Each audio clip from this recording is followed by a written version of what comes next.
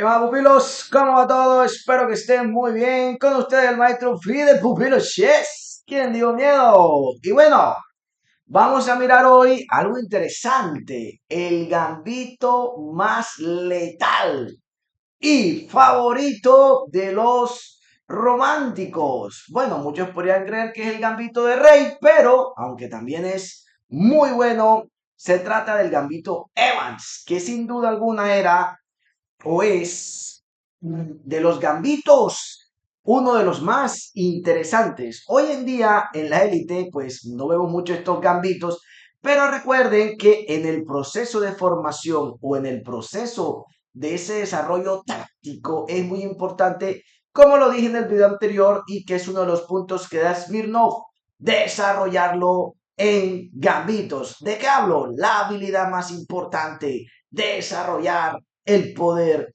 del ataque. Así que, pupilos, vamos a ver en este video cuál es ese gambito que es, en mi opinión personal, o era el gambito más letal de la época romántica. Y lo vamos a ver con los que son campeones mundiales no oficiales antes de Steinitz.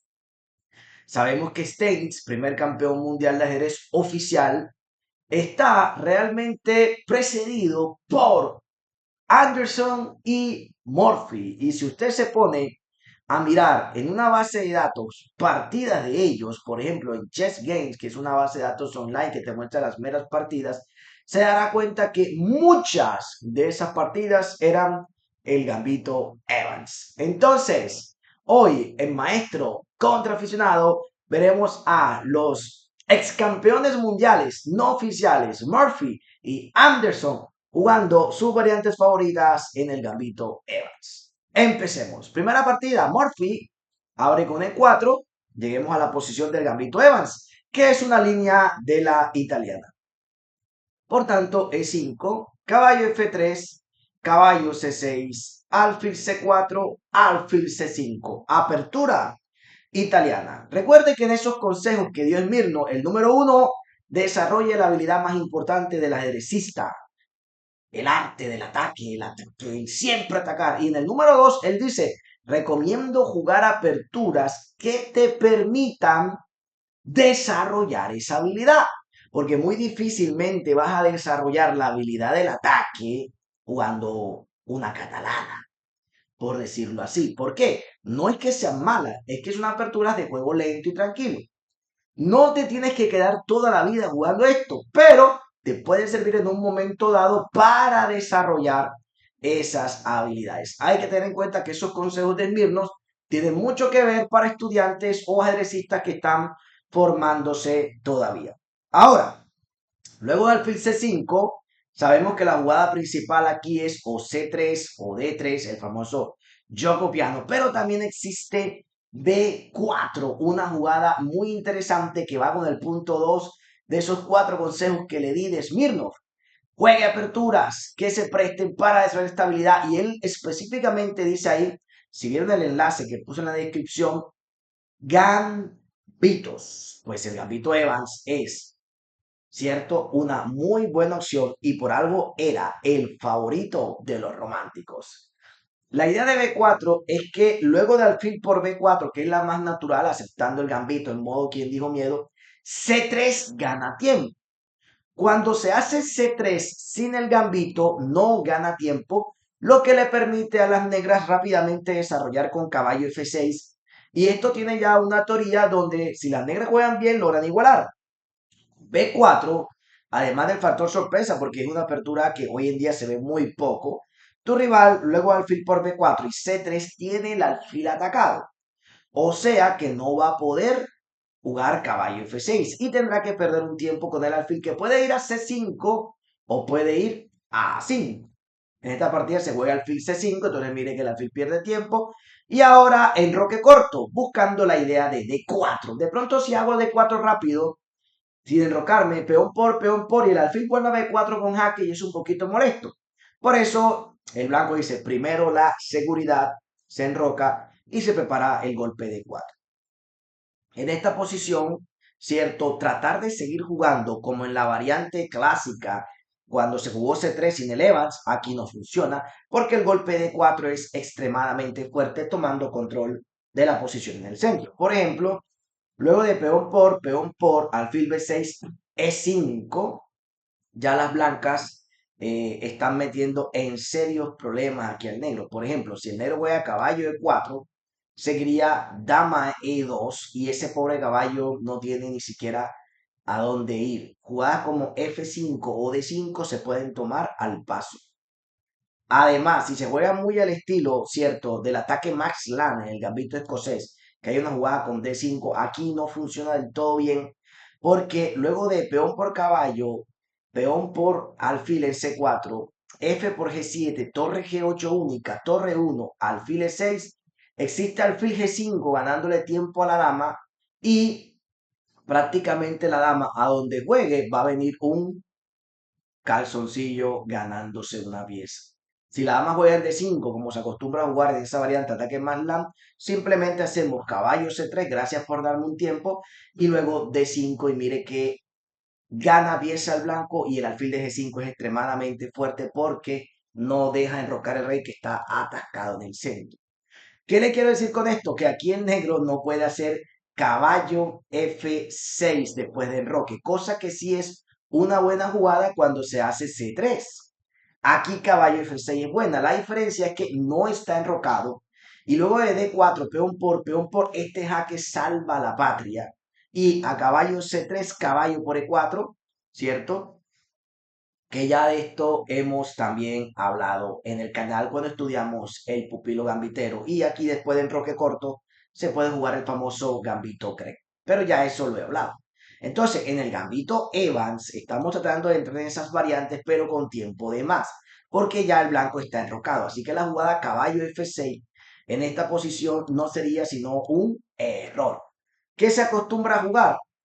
D6. Y luego de D4, peón por, alfil B6. Y en esta posición, la jugada favorita de Morphy, adelantando el desarrollo del flanco de dama, era la natural caballo C3. Y también vamos a ver que la favorita de Anderson, ¿cierto? El campeón mundial no oficial antes de Morphy, era D5 con idea de abrir la diagonal desde B2 hasta H8, si se puede decir así, caballo A5, alfil B2. Y también vamos a ver cómo hacía este plan donde el alfil en B2 se volvía como un alfil dominante. No digo un alfil dominante porque ese concepto lo uso cuando el alfil de casillas negras del negro no existe, pero como está en una diagonal donde no puede interferir al alfil de B2, es como si el alfil de B2 fuera un alfil dominante. Ya veremos eso. Morphy prefiere hacer en esta posición caballo C3. Y aquí hay un problema serio. Y es que no es fácil dar con la mejor jugada de la posición, que es caballo A5. Esta jugada no es fácil de descifrar. Si tu oponente no se la sabe casi que de memoria, es bastante improbable que en una partida, especialmente rápida, encuentre esta jugada. La idea es muy sencilla. Hay que quitar el alfil de C4 que está mirando al punto F7. ¿Por qué? Porque si yo hago caballo G a E7, que es la que más juegan los aficionados, por miedo a caballo E5 que le ataquen con E5, al no haber jugado la intermedia caballo A5, el alfil de C4 es extremadamente fuerte. En cambio, si hace la correcta, que es caballo A5, cuando el alfil vuelva, digamos, a E2 o a D3, ahora el caballo sí puede venir a E7. Veamos lo que pasa si él hace caballo a E7 de manera directa. Pues entonces existiría caballo G5, enroque corto, dama H5. Claro, el enroque corto defiende el ataque sobre F7, pero viene dama H5 con un terrible doble ataque. Amenaza el mate en H7, forzando H6 y caballo por F7, que además de atacar la dama, está metiendo temas tácticos de ataque al descubierto. Es muy típico entre aficionados una jugada como dama E8, que sin duda alguna es un grave error porque las blancas tienen mate en 3. Póngale pausa al video y encuentra la solución mientras yo hago la hidratación del deporte.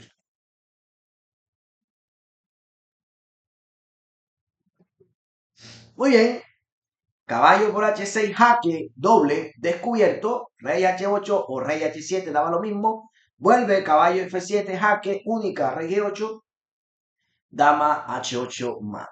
¿Qué significa eso? Que cuando te meten caballo por F7, estás obligado a torre por F7.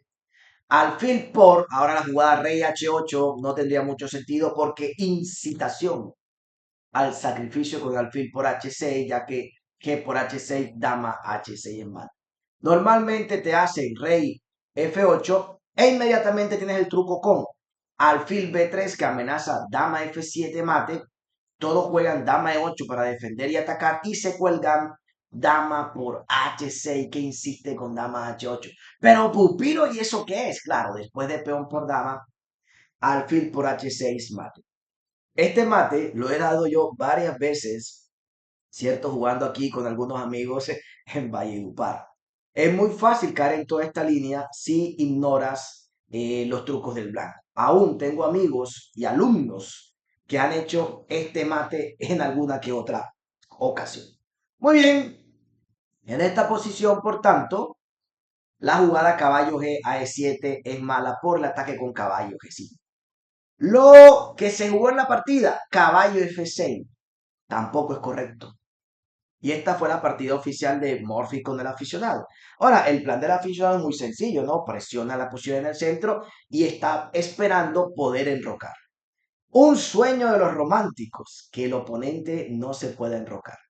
Un rey no enrocado en un gambito normalmente no sobrevive. Así que Morphy encuentra la jugada correcta que es E5. Yo recuerdo que la primera vez que vi esta partida quedé bastante impactado porque comencé a comprender la fuerza de estos gambitos.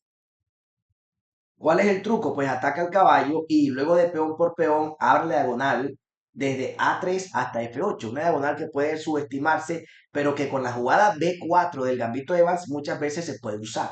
Y aquí está la idea de Morphy. Sacrificar el segundo peón, pero el rey no se enroca. De nada le va a servir al negro ganarse todos los peones que quiera si su rey queda trancado en el centro. Por ejemplo, seguir tomando aquí no sería sino un error grave porque abre una columna directa contra su rey. Torre 1 jaque, alfil E6, caballo G5, todos contra esa pieza, el rey está trancado en el centro.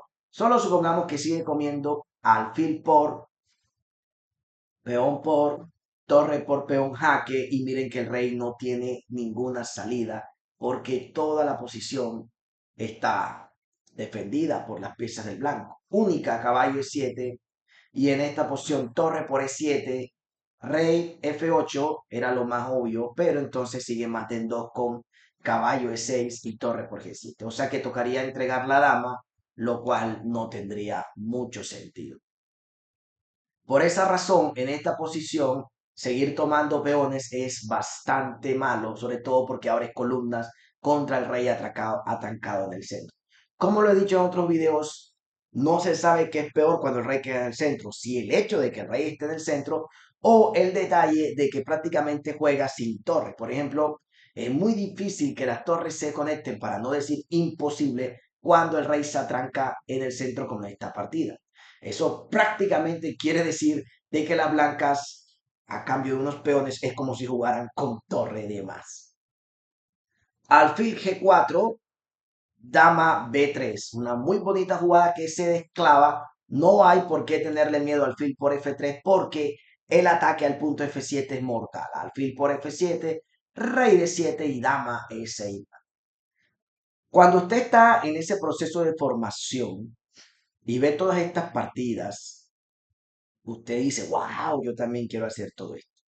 Oye, Bubili, ¿cómo sé yo si estoy en proceso de formación? Usted puede tener muchos años estudiando ajedrez, pero si todavía su fuerza no supera los 2000, vamos a decir, de lichess, todavía usted está en un proceso de formación básica.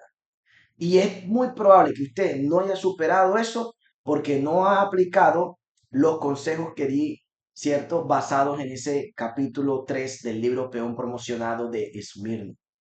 Recuerde, uno, desarrollar la habilidad más importante que es el ataque. Dos, jugar un repertorio de aperturas que se preste para desarrollar esa habilidad. Tres, estudiar las partidas de los grandes jugadores de ataque. Mire que el video anterior fue letal, brutal, mortal, fatal. El ajedrez de Miguel Gala. Y como cuatro o cuarto punto, ¿cierto? Él habla de una base de datos de todas estas partidas de maestro para poder revisarlas antes de un torneo y entrar en ánimo de ataque. Me gusta esa frase. Entonces, dama de 6 mate. ¿Qué pasó realmente en la partida? Que luego de dama B3 se defendieron fue con alfil H5 y entonces se juega peón por peón. Ya no hay cambio de damas en D1. Abre la columna D y empieza atacando el caballo. Si usted analiza a partir de dama B3, empieza el siempre atacar. Mire, dama B3, ataca F7. Peón por peón, ataca F6. Torre A de 1. Qué bonito es todo lo que combine con atacar. Activar y atacar, desarrollar y atacar. Ataca la dama. Dama C8. E6. Ataca peón por peón, que sería mate. Por ejemplo, una jugada como caballo A5, doble ataque. Peón por peón, jaque. El rey no tiene salida única y alfil por F7 mate. Entonces, mire cómo no lo deja respirar. Usted tiene que comprender esto. Yo ya le armé el curso de ataque y defensa activa, que es contraataque, donde expliqué mucho de estos conceptos, enfocándome en el ataque al enroque. Y les he hecho también varios videos en esta serie, en otra serie, donde como el principio del siempre atacar es la clave para jugar fuerte.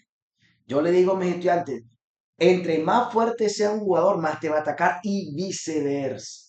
Entre menos fuerte, menos te va a atacar. A veces cuando juego con mis amigos de Valledupar y les gano las partidas, siempre les digo lo mismo. Ey, es que no me atacas. Yo supongo que se dejan llevar por el miedo de que yo soy maestro o por el problema psicológico de que casi siempre les gano. Pero es que tiene que liberarse de todo eso. Tiene que liberarse de todo eso. Yo he jugado un montón de partidas y las he grabado, las he hecho en vivo, donde juego con jugadores de maestro internacional y hasta de GM, y puede que me ganan, pero nunca es por miedo. Ya me ganarán por fuerza, por lo que sea, pero nunca es por miedo ni jamás es porque no los ataque. Siempre ataco. Mi cerebro ya está programado para atacar. Yo ni siquiera tengo que esforzarme para ello. Ya yo estoy con un chip que dice, busca una jugada de ataque directo, sino una al próximo turno. ¿Cuánto hay que estudiar para meter ese chip? Mucho. Porque nuestro cerebro, por alguna extraña razón, está más programado para defenderse. Entonces a veces estamos jugando y estamos pensando en que nos va a atacar aquí y tal. Nada, hay que programarse para el ataque, que el que es bueno atacando es bueno defendiendo. Ahora se jugó F6. Claro, hay que evitar peón por peón y sigue dama B5. ¿Cómo encuentra esta jugada? Otro concepto de pupilo. Las mejores jugadas se encuentran buscando el movimiento de ataque. Yo no voy a volver loco con este tema, pupilo. Ustedes me perdonan. Siempre les digo el versículo del apóstol Pablo. A mí no me es molesto el repetir las mismas cosas y lo hago es por su bien.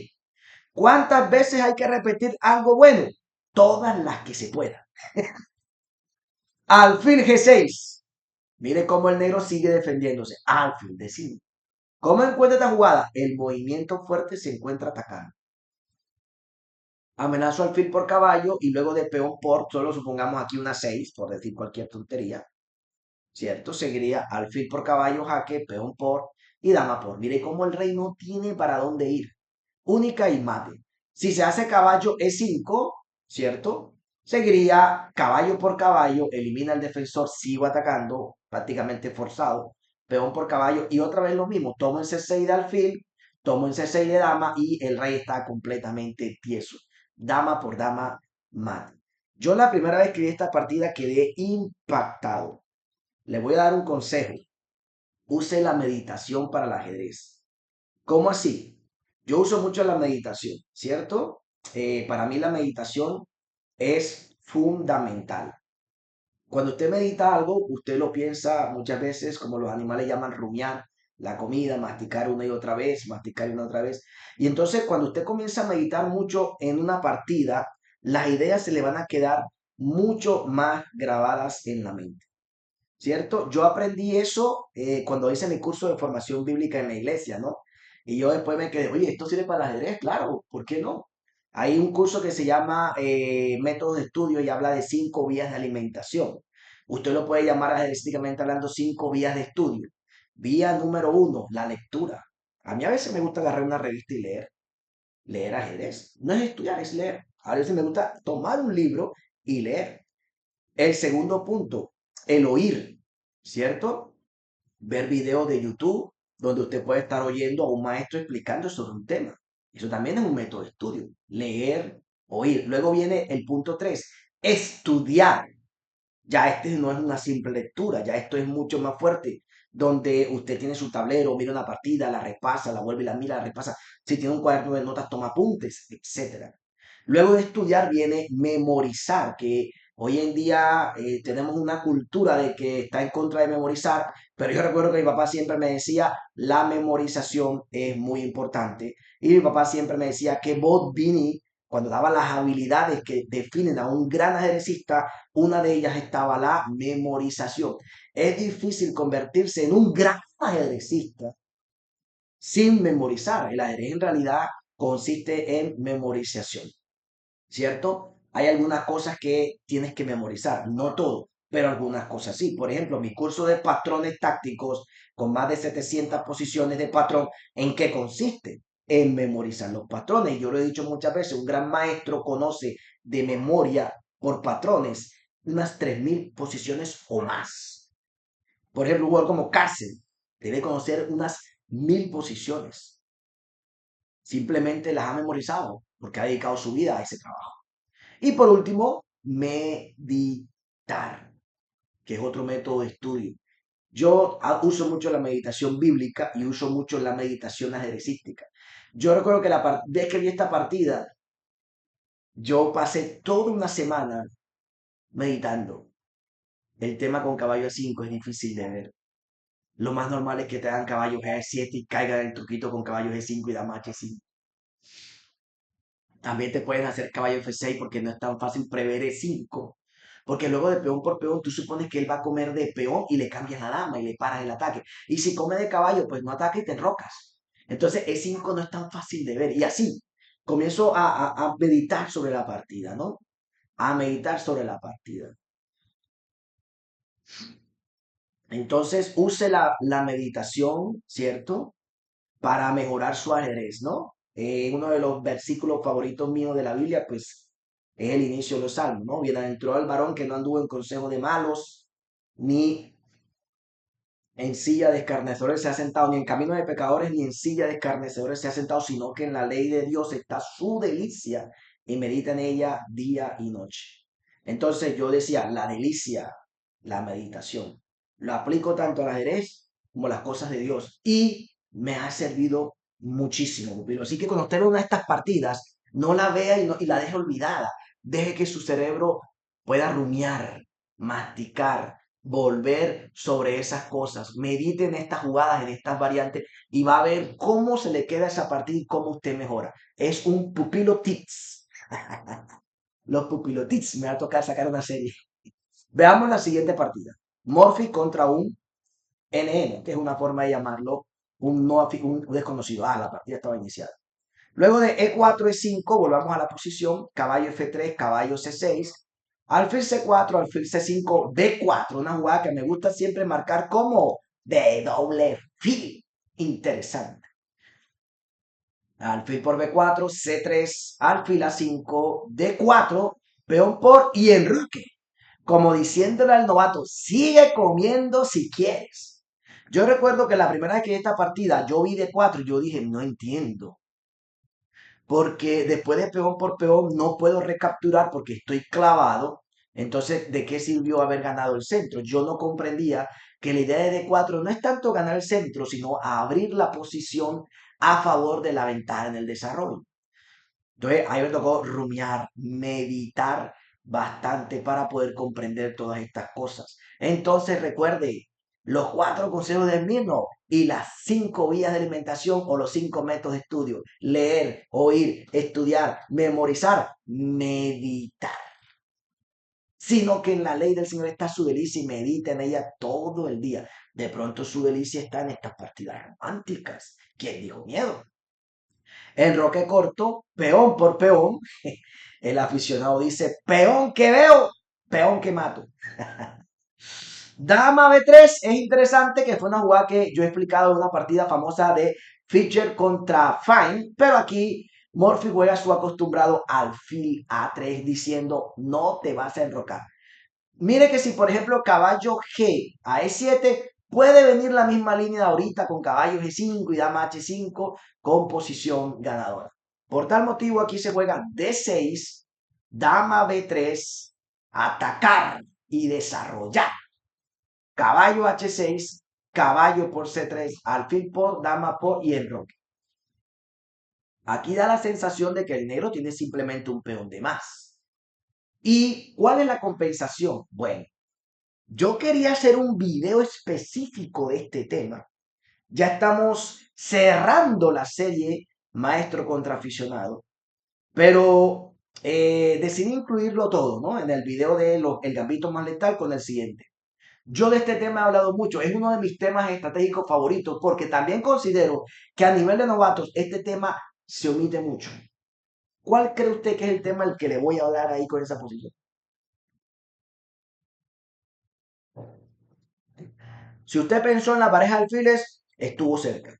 Pero si usted pensó en el alfil dominante, usted está en lo cierto.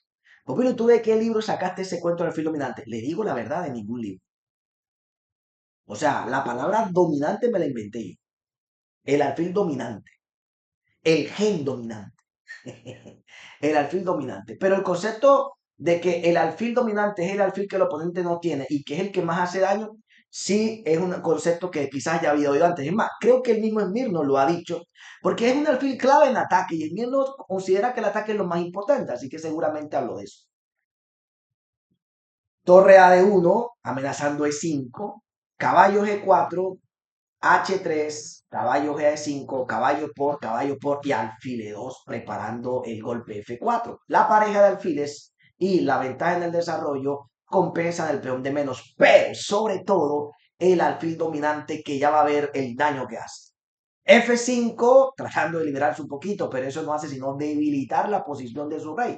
Porque ahora luego de F4, el caballo tiene que volar, caballo C6, alfil C4 jaque, rey H8 y aquí alfil B2. Yo pongo en azul en mi curso lo que es excelente.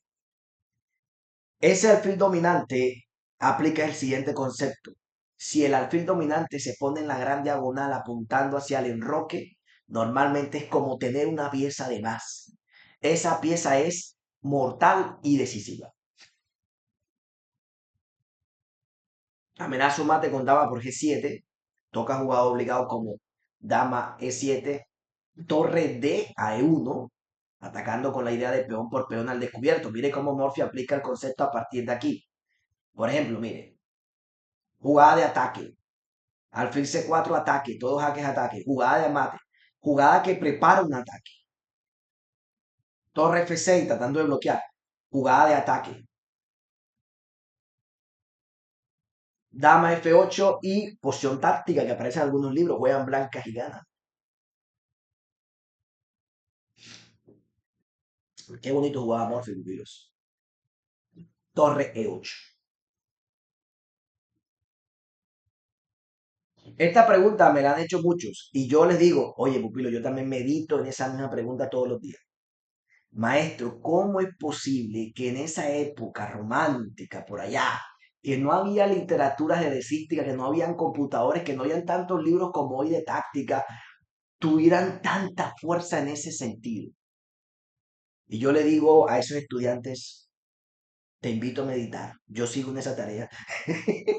Tampoco lo entiendo, o sea, ¿cómo tenían tanta fuerza táctica? O sea, yo entiendo hoy la fuerza táctica monstruosa de muchos niños. Hagamos el ejemplo con el niño de moda, ¿no? Faustino Oro, que te mete más de 100 puntos en el puzzle rush. Y uno dice, claro, es que practicando todos los días ese puzzle rush, horas y horas y horas y horas ahí, el sistema te manda ejercicio, ejercicio, ejercicio, tú te vuelves una bestia táctica. Pero en esta época no existía nada de eso y eran unas bestias tácticas impresionantes. Yo me imagino que Morphy lo revive y le hace toda esta jugada también a la élite hoy en día, si es posible, una que otra partidita Blitz. ¿Cómo lo hacían? Yo no lo sé tampoco. O sea, yo también me pregunto lo mismo. Yo sé que usted se ha preguntado cuando ve estas partidas, hey, esta gente cómo tenía esa fuerza táctica. No sé, te invito a meditar. Dama por E8, pues ¿qué más va a hacer, no? Dama por F6, obviamente una jugada buena que viene coordinada con torre 8. ¿Cuál es el truco? No puedes tomar la dama porque esto es mate de los dos alfiles. Miren la fuerza. ¿Por qué esta jugada existe? Por la fuerza que está generando el alfil dominante. Y va a ver que será el mismo tema de Anderson en la próxima partida. Dama por F6. Este video va a ser un poquito más largo, pero a ustedes les gusta que Pupilo Chess hable bastante, así que, bueno, o a la mayoría les gusta, ¿no? No soy monedita de oro para gustar a todo el mundo, me han dicho. Tampoco estoy intentando gustarle a todo el mundo. Mi intención es enseñar ajedrez al que le gusta bien y al que no. Hay muchos peces en el mar o muchos canales en YouTube. Muy bien. Dama E7 se hace aquí para defender el mate y entonces Morphy remata con dama por G7. Miren, todo se está jugando gracias al poder del alfil dominante. Conocer ese tema es clave para desarrollar habilidades de ataque. Hay un montón de partidas que terminan en la victoria gracias a conocer el concepto del alfil dominante. Dama por dama, F6 y aquí luego de dama H6 por decir cualquier cosa, el truco está en que otra vez en jaque al descubierto. Dama G7 no tiene sentido porque corono con mate, así que única sería caballo E5, peón por caballo y increíble, pero ¿qué va a hacer? Además se activó la torre. No da nada, ¿no? Dama E3, hay que morir matando, un jaquecito ahí. Rey H1, alfil F5 solo por decir cualquier cosa. Peón por peón jaque a la descubierta y toca hacer la interposición inútil. Alfil por C3, mate. Más de un jugador pensaría que cuando el negro logró enrocar, o sea, justo aquí, después de alfil por, dama por, que obviamente ataca el peón de G7, más de un jugador pensaría que aquí ya las negras se libraron de todos sus problemas, pero un jugador fuerte entendería de que esta pieza va a ser el asesino de las negras. Ahí no hace nada, pero cuando se ponga en B2 va a ser una pieza mortal. Recuerde ese concepto. Un alfil en la gran diagonal apuntando hacia el enroque sin oponente del mismo color, ya sea que esté fuera del tablero o que no pueda hacerle el contrapeso, normalmente es un alfil extremadamente fuerte. ¿Saben quién comprendió eso? Anderson. Y mira ahora la partida de Anderson. Otra vez está comenzada. Es que yo las estudio antes de hacer el video. Las repaso, o sea, ¿cuántas veces ves tú una partida de esta antes de montar el video? Como 10 veces. Porque es un decir, mientras la voy buscando, mientras la repaso, mientras la vuelvo a repasar, mientras la voy comentando, se lo enseño a alguno que otro estudiante, porque el que enseña aprende 2 veces, y luego la pongo en YouTube. Claro, Bubilo. Y luego la medito toda la semana. ¿Qué más quiere? E4, E5, caballo F3, caballo C6, alfil C4, alfil C5, B4. Este es Anderson contra un NN, un no name. No name, así aparece la partida, pupilo. No voy a creer que yo le borré el nombre. C3, alfil C5, enroque. Ya vimos que caballo F6 no es posible. La línea principal era aquí, D6 y luego de D4, forzado, ¿no? Peón por, alfil B6. Entonces ya vimos que a Morphy le gustaba mucho la idea caballo C3, donde hay que ver la maniobra caballo A5 única. Pero a mí, la verdad, quizás hasta me gusta un poquito más la idea de Anderson. D5. Oye, Pupilo, pero esa jugada no me gusta porque está cerrando el centro en una posición de gambito. Es verdad, ese sería el lado negativo, no todo es bueno. Además de que se tapa la diagonal del alfil y el punto F7 hay mucho tema táctico. Pero todo eso lo hace Anderson porque él sabe que en esta posición, luego de caballo A5, que es la principal, el alfil en B2 es un alfil como dominante. ¿Por qué cómo? Porque es cierto que las negras tienen el alfil de casillas oscuras, pero está totalmente desubicado. Y ese alfil en B2 es como un alfil dominante porque va contra el futuro enroque y no se puede hacer nada. Oye, Pupilo, se dejó el alfil. No, no se dejó el alfil. Si caballo por C4, está alfil por G7 y me ganó la torre, lo que es ventaja de material, ¿no? Entonces, después alfil B2 se puede jugar o caballo F6 o se puede jugar caballo E7, donde el mismo Steinitz sintió el poder del alfil dominante. En la partida oficial se jugó caballo F6, pero en otra partida el mismísimo Steinitz jugó caballo E7. Ahora, tomar en G7 no es buena idea porque luego de torre G8 ahí quedan los dos alfiles atacados.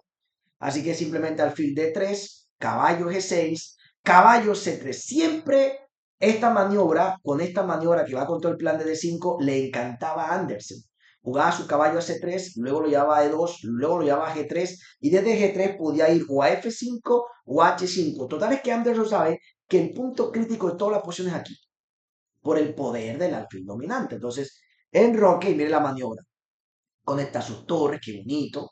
Alfil D7, caballo E2, C5, caballo G3 y aquí Stennis no supo de lo que le pasó porque juega alfil C7. Obviamente su plan es expandirse con su mayoría de peones, que es prácticamente un 3 contra 1, pero tácticamente se descuidó porque no concibió alfil por G7. Una jugada que puede tener el signo de hasta muy buena.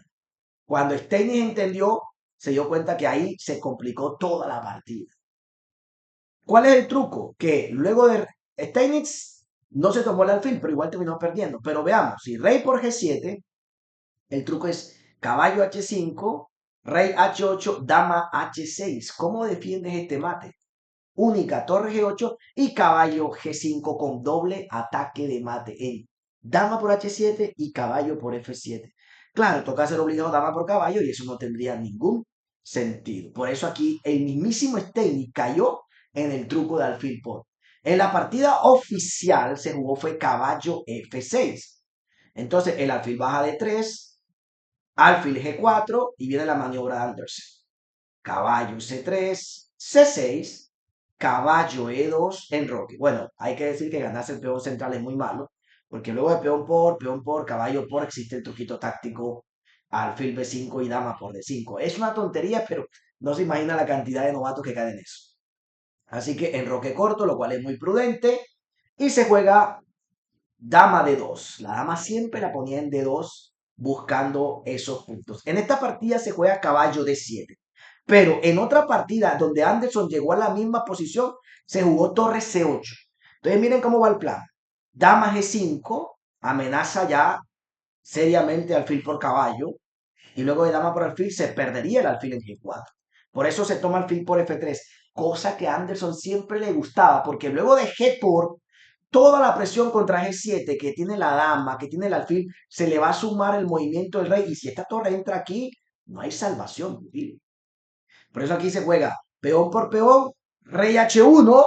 ¿Qué importan esos peones? Vamos por la cabeza del rey. Como dijo Nigel Shore, hoy en día los jóvenes están muy preocupados por las estructuras de peones. Den mate y se acabó el juego. Caballo C4. Error grave. Torre G1 y está completamente perdido porque ¿cómo va a defender este mate? Si hace G6, simplemente toma en F6 y ya gana. Caballo 8 juega, claro, defendiendo el mate directo, pero hidratación del deportista para que usted piense, juegan las blancas y fuerzan el mate. Póngale pausa al video, para que no diga que Pupiloches hace video interactivo. Que youtuber le pone hasta poemas ahí, ¿eh?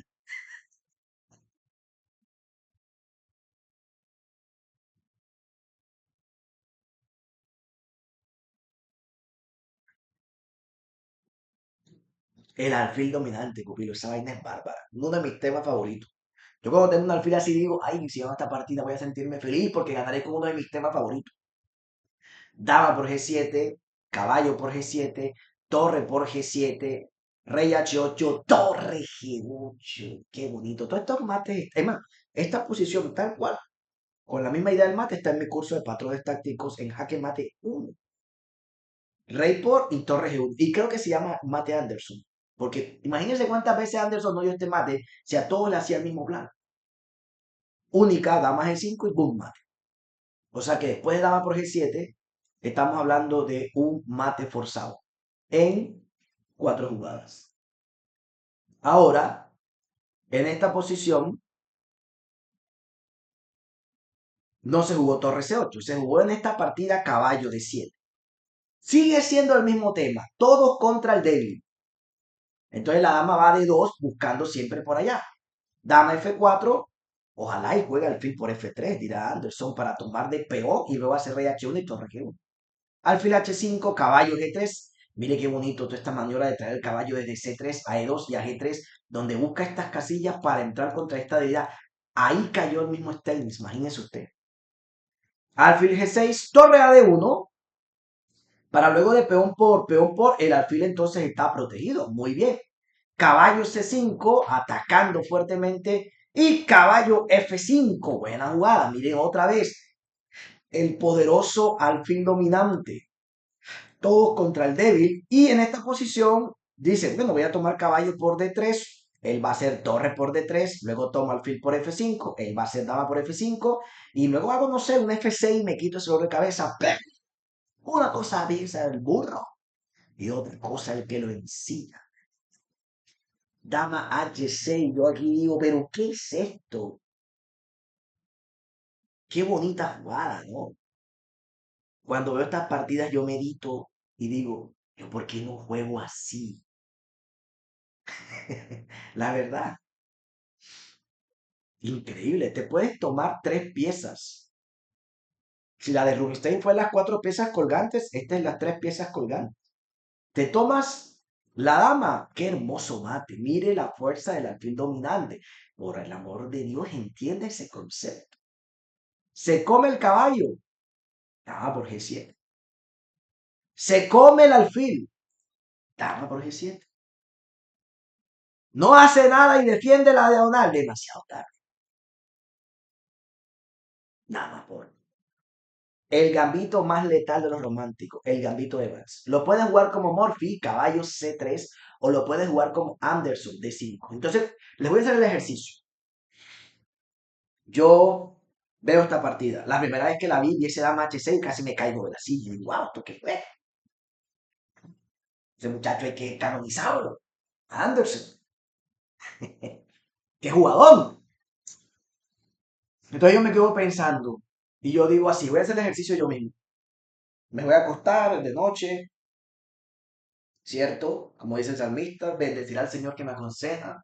Aún en las noches me enseña mi conciencia, dice el Salmo 16. Y en las noches me enseña mi conciencia, ¿no? Me refiero aquí trayendo todo eso al ajedrez. Yo digo, oye, qué interesante. Es cierto que Murphy juega caballo C3, pero si te hacen caballo A5, ya el ataque no es tan fuerte porque ve la jugada correcta. Y de alguna manera es como fácil de bloquear. Pero si haces D5, que es una jugada que parece mala, estoy meditando. Porque cierra un poquito el centro y además de cerrar el centro, tapa la diagonal del alfil de C4, que es una diagonal fundamental hacia el punto F7. Pero Anderson de alguna manera entendió que luego de, por ejemplo, caballo 5, el alfil de D2 era la compensación por esos males. ¿Y qué compensación? Es prácticamente un alfil dominante porque el alfil negro del negro, válgase la redundancia, está por B6 completamente fuera del flanco de rey. Bueno, toca hacer algo como caballo F6 o caballo E7. El alfil baja de 3, él se enroca corto y entonces Anderson sale con su caballo a C3, pone su dama en D2 y ese caballo de C3 lo baja a E2. Abre otra vez la diagonal y busca ir hacia G3, buscando ya sea H5, F5 y la dama también puede atacar por allá. ¡Hola, qué plancito, mano! Y él habrá descubierto eso él solo. Y además no había informador, no había computador, no había módulo. Él tuvo que haber descubierto esa maniobra. Se podría llamar prácticamente la variante Anderson de Evans. Claro. Y si me toman F3, porque muchos hacen alfil G4, ni me importa. Puedo hacer caballo 2 que tomen F3, yo tomo de peón, rey H1 y torre G1. Hay una hermosísima partida que Anderson gana en esa variante. Cierto que está en el curso del GM RAM. Una hermosísima partida. Y claro, si te comes esa pieza en F3 que uno cree que es un jugador porque dañó el enroque, te mete torre G1 y te está tirando tremendo mate a G7 y el alfil ya en B6 completamente desubicado. O sea, el blanco se queda con una mayoría de peones en el flanco de dama que no sirve para nada porque cuando llega un final con todas las piezas atacándole. Y ese alfil B2, qué poder, ¿ah? Yo voy a hacer esa jugadita un día de esto. Así hago yo. O sea, no solamente les digo cómo entreno, sino que les muestro los métodos. ¿Quién hace eso, Vilo? Yo se lo muestro. Mi papá me dice, el problema que tienen los ajedrecistas es que son egoístas. Válgase el poema, el verso. Yo le digo, ¿cómo así, papá? Él me dice, claro, normalmente el ajedrecista no quiere que tu rival sepa lo que tú sabes. Él quiere saber y que tú ignores. Y entre más tiempo te quedes en la ignorancia, mejor para él. Por eso tú ves que cuando hay jugadores muy fuertes, ellos no juegan ahí blitz con los demás para no mostrar su repertorio. Por eso Miguel Tal era tan querido. Miguel Tal no le negaba una partida a nadie, blitz. Un aficionado, ay, juguemos un blitz. Venga, juguemos. Y por eso lo quieren tanto. Otros jugadores, hey, juguemos un blitz. Son $100. Cálmate. Pero así era Miguelito Tal. Y mi papá me dice, los artistas son egoístas, ellos no quieren mostrar lo que saben porque ellos quieren que los demás se mantengan en ignorancia. Y eso es algo hasta cierto punto lógico, ¿no? Porque hay un concepto que dice que la clave de la victoria en la guerra es que tu rival no sepa tu movimiento. Que eso es un meme, ¿no? No dejes que tu rival sepa tu próximo movimiento. Hay otro concepto que dice, el conocimiento es poder. Si yo tengo el conocimiento y mi rival no, yo tengo poder sobre él y por eso le puedo ganar. Entonces, es bastante difícil que alguien te enseñe absolutamente todo sin reservarse nada. Yo lo he hecho.